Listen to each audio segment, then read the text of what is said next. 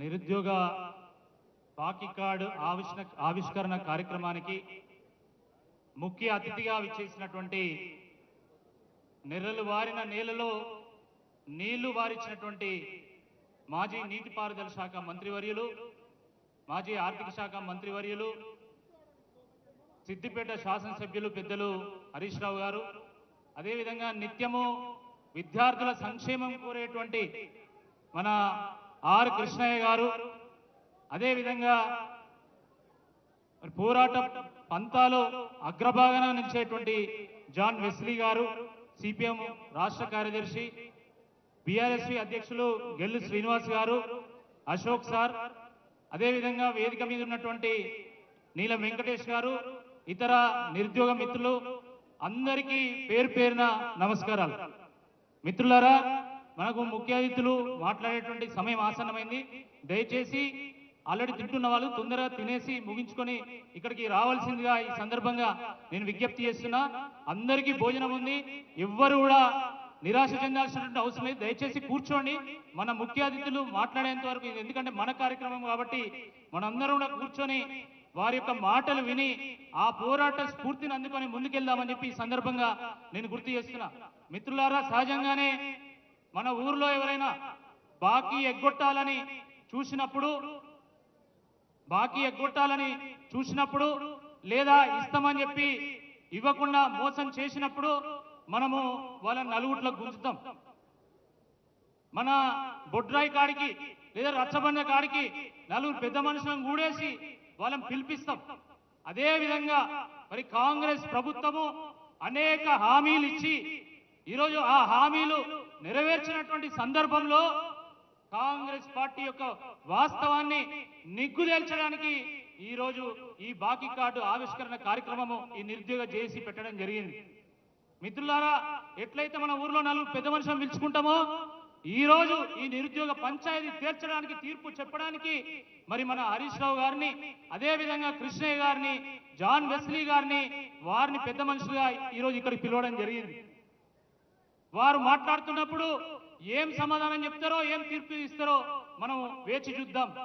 ఊర్లలో ఎట్లయితే చిట్టి పాటలో మరి చిట్టి ఎత్తుకొని ఎగ్గొట్టాలనుకున్నాడు, ఎంతవరకైనా పాడతాడో ఆ రకంగా కాంగ్రెస్ పార్టీ మరి దొంగలు వేలం పాట ఎట్లా పాడతారో ఆ రకంగా వేలం పాట పాడినట్టు 2 లక్షల ఉద్యోగాలు, జాబ్ క్యాలెండరు, మెగా డిఎస్సి, నిరుద్యోగ భృతి, ఎస్సీ ఎస్టీ బీసీ ఇలా బ్యాక్లాగ్ పోస్టుల భర్తీ, ఈ రకంగా అనేక హామీలు ఇవ్వడం జరిగింది.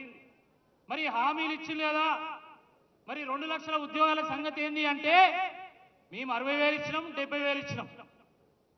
కేసీఆర్ గారు ఇచ్చినటువంటి నోటిఫికేషన్లు పట్టుకొని కేసీఆర్ గారు పరీక్షలు నిర్వహిస్తే, కేసీఆర్ గారు ఫలితాలు ఇస్తే ఆ రోజు కోడ్ వల్ల ఉద్యోగ నియామక పత్రాలు రాకపోతే ఈయన వచ్చి నేనే ఇచ్చిన అని చెప్పి ఫోజులు కొడతాడు. ఆవు ఎక్కడ కడితేంది మా దొడ్ల ఇంత చాలనుకుంటాడు. ఇది సరిపోనట్టు మళ్ళా నేను ఉద్యోగాలు ఇస్తా అంటే వీళ్ళందరూ వద్దంటానంటాడు. అంటే పనిగల్ల మగోడట పందిరేస్తే కుక్కతో ఒక దాకి అది కూలిందని చెప్పిండట. ఆ రకంగా ఉన్నది వీళ్ళది. నువ్వు ఉద్యోగాలు ఇస్తే ఇంతమంది ఎందుకు నిరసన వ్యక్తం చేస్తారు, ఇంతమంది ధర్నాలు ఎందుకు చేస్తారు? ఈ రోజు జలవిహార్లో ఈ యొక్క బాకీ కార్డు ఆవిష్కరణ కార్యక్రమం పెడితే ఇంత వేల మంది ఈరోజు ఇక్కడికి నిరుద్యోగులు ఎందుకు వచ్చిళ్ళు?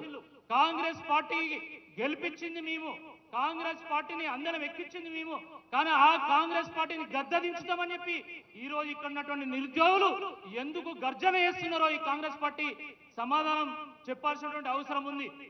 మిత్రులారా, ఇటీవల మన హరీష్ అన్న, కేటీఆర్ గారు బీఆర్ఎస్ పార్టీ ఆఫీస్ లో తెలంగాణ భవన్ లో బాకీ కార్డు ఆవిష్కరణ చేయడం జరిగింది.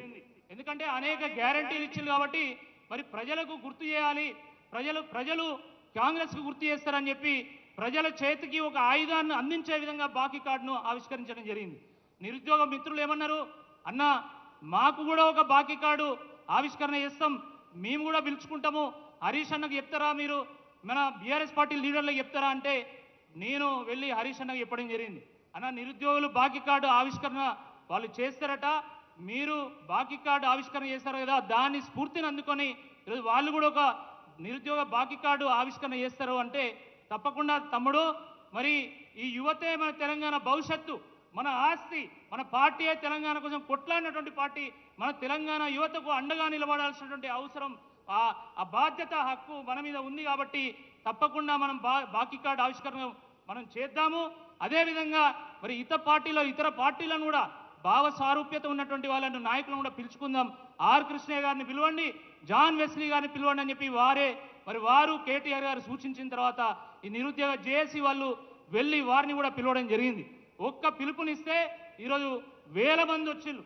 ఎందుకు అంటే మరి జియో 46 విషయంలో కానీ, జియో 29 విషయంలో కానీ, గ్రూప్ 1 వాల్యుయేషన్ విషయంలో కానీ, నిరుద్యోగులకు సంబంధించి ఏ అంశమైనా కూడా మరి కేటీఆర్ గారికి కానీ, హరీష్ అన్నకు కానీ ఒక్క మాట ఎత్తేయాలు. ఎప్పుడు కూడా కాదు, కూడదు, మేము చెయ్యము, మనం చేయొద్దు అని ఎప్పుడు చెప్పలేదు. వాళ్ళకు కావాల్సినటువంటి సహకారాన్ని వీళ్ళు అందించడం జరిగింది. బీఆర్ఎస్ పార్టీ ఒక ఆఫీసు, ఒక జనతా గ్యారేజ్లాగా మారిపోయిందని చెప్పి చాలా చర్చ జరిగింది.